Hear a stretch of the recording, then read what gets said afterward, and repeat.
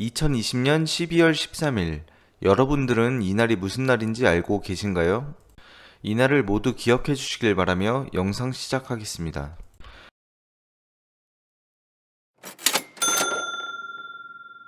안녕하세요. 이슈를 가볍게 접할 수 있는 채널 이슈리아입니다. 범행이 너무 잔혹하거나 사이코패스적 성향이 강한 특정 범죄자들은 우리나라에서 이름을 모르는 사람이 없을 정도로 악명을 떨쳤는데요. 유영철, 강호순, 이춘재, 정남규, 이영학, 그리고 조두순이 대표적인데요.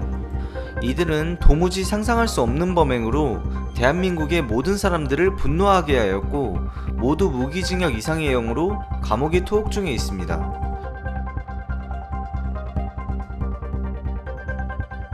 하지만 이름이 잘 알려진 범죄자 중 다른 범죄자와는 다르게 짧은 투옥 생활을 하고 곧 사회로 복귀하는 인물이 있습니다. 바로 조두순인데요.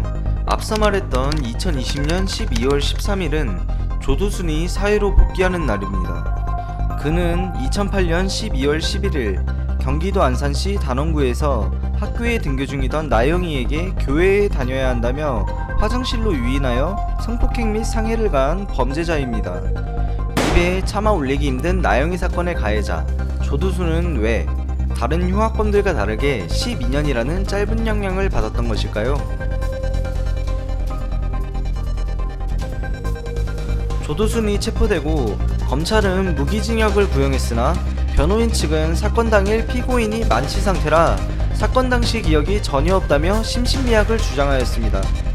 조두순은 만취를 입증할 만한 증거 자료가 전혀 없었지만 검찰 측도 조두순 변호인 측의 주장에 반박할 만한 증거 자료가 없어 형법 제10조 심신장애로 인하여 사물을 분별할 능력이 없거나 의사를 결정할 능력이 없는 자의 행위는 벌하지 아니한다.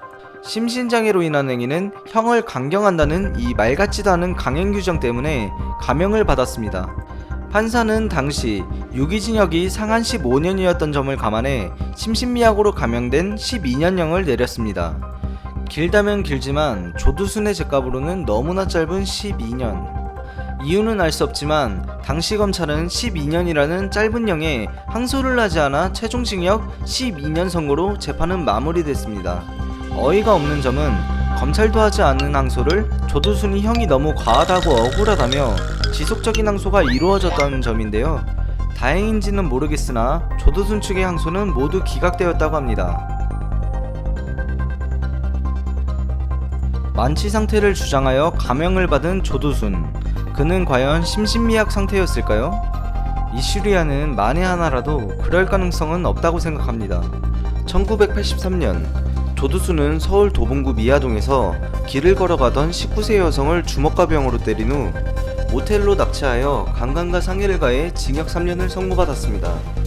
구역 후에도 잦은 범죄 행각으로 상식을 벗어난 전과 17범으로 거듭납니다. 그 와중에 전두환 시절 삼천교육대에 끌려갔다 온 경력도 있는데요. 이로 인해 자신을 삼천교육대에서 고생케 한 전두환을 증오하게 됐습니다. 1995년 술자리에 있던 조두순은 전두환과 노태우 시절이 좋았다며 찬양하는 60대를 폭행하여 사망에 이르게 했습니다.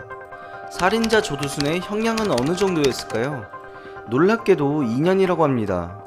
살인자의 형량이 당시 군복무 기간인 2년 2개월보다도 짧습니다.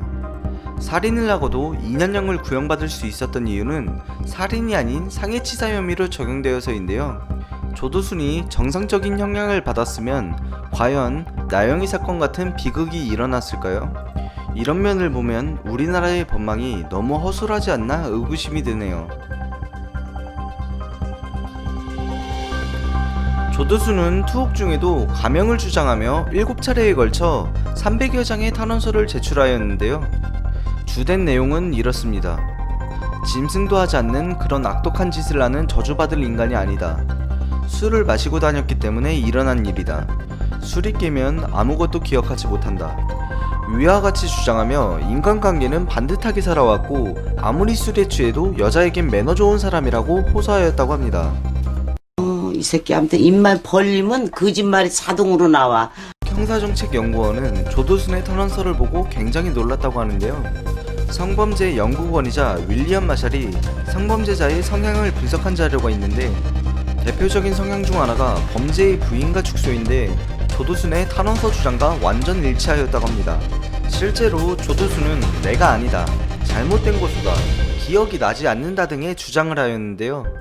이는 범행에 대한 죄책감이 전혀 없는 완전 부인형에 속하며 조두순의 경우 술을 마시면 공격성과 충동성이 생겨 범행 재발 가능성이 매우 높다고 하네요. 한편 경찰의 정밀 분석 결과 조두순의 사이코패스 점수는 29점이었다고 하는데요. 이 점수는 10명을 살해한 연쇄살인범 강호순의 27점보다 높은 점수라고 합니다. 조두순이 사회에 나오면 누구보다 위험하다는 것은 한 가지의 일화만 봐도 알 수 있는데요. 조사 도중 어차피 세상이 여자를 다 그렇게 한다고 발언하였고, 경찰에게 빵에 가서 운동 열심히 하고 나올 테니 출소할 때 봅시다라며 협박하는 듯한 발언을 하였다고 합니다. 2017년 조두순의 출소가 점점 다가오자 국민들은 출소를 반대한다는 국민청원을 올렸습니다. 국민들 모두 같은 생각이었던 걸까요? 20만 명이 동참해야 답변을 받을 수 있는 국민청원은 순식간에 61만 명이 동참하였습니다. 이에 청와대 민정수석이 답변을 하였는데요. 답변 내용은 이 사건 때문에 성폭력 특례법이 강화됐고, 음주 또는 약물로 인한 심신장애 상태에서 저지른 성범죄의 경우 감경 규정을 적용하지 않을 수 있도록 했다면서 이제 성범죄는 술을 먹고 범행을 한다고 봐주는 일이 없을 것이라고 답변하였습니다. 이어 조두순 재심 청구는 불가하다며 재심은 유죄 선고를 받은 범죄자가 알고 보니 무죄이거나 처벌받은 사람의 이익을 위해서만 청구할 수 있다고 밝혔습니다. 이후에도 조두순 국민청원은 여러 차례 올라가며 매번 20만 명의 동의를 얻었지만 답변은 변하지 않았습니다. 이유는 일사부재리의 원칙 때문인데요. 일사부재리의 원칙은 판결이 확정되었을 경우 동일 사건에 대하여 두 번 다시 공소의 제기를 허용하지 않는다는 원칙입니다. 쉽게 설명하자면 조두순은 나영희 사건으로 12년형을 확정받았기 때문에 나영희 사건으로 두 번의 재판을 할 수 없다는 것이 일사부재리의 원칙입니다.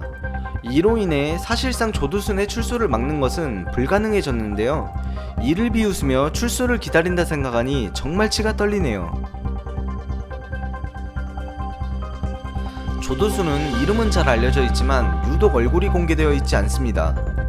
2008년 당시 특정강력범죄 처벌에 관한 특례법 8조 2항이 발효되기 이전이기 때문인데요. 이는 검사와 사법경찰관이 특정 강력범죄 사건의 피의자 얼굴, 성명 및 나이 등의 신상에 관한 정보를 공개할 수 있도록 한 법입니다. 이 법은 2011년 9월부터 시행이 되어 나영희 사건 당시인 2008년은 이 법의 영향을 받지 않던 때라 조두순의 신상을 언론, 뉴스에서 공개하는 것은 위법사항이므로 공개가 불가능하다고 합니다. 단편적인 예로 딸 친구를 성폭행한 어금니 아빠 이영학은 얼굴 공개가 되고 조두순은 안 된 이유이기도 한데요. 출소 후 자유가 된 얼굴 모르는 조두순은 우리의 일상 속으로 들어오게 되며 그 누군가는 조두순과 마주치며 살아갈 수밖에 없습니다. 그 누군가는 여러분들의 가족이거나 친구가 될 수도 있습니다. 하지만 불행 중 다행히 조두순의 신상을 확인할 수 있는 방법이 있습니다. 성범죄자 알림이라는 사이트에서 성명, 나이, 주소, 신체 정보, 사진 등을 확인할 수 있는데요. 이 정보도 5년간만 공개되어 5년 이후에는 조두순이 어디에 있는지, 어떻게 생겨먹었는지 보고 싶어도 볼 수 없게 된다고 합니다. 사이트의 신상 정보는 개인만 열람해 볼 수 있고, 이를 재배포하거나 무단으로 공유를 하게 된다면 5년 이하의 징역 또는 5천만원 이하의 벌금형이라고 하니 억울한 일 생기지 않도록 주의 바랍니다. 조두순의 신상을 확인하실 분은 성범죄자 알림이 사이트 주소를 아래 링크로 남겨두었으니 참고 바랍니다. 이상 영상 마치겠습니다. 구독을 하시면 이슈와 사건 사고를 실시간으로 받아보실 수 있습니다.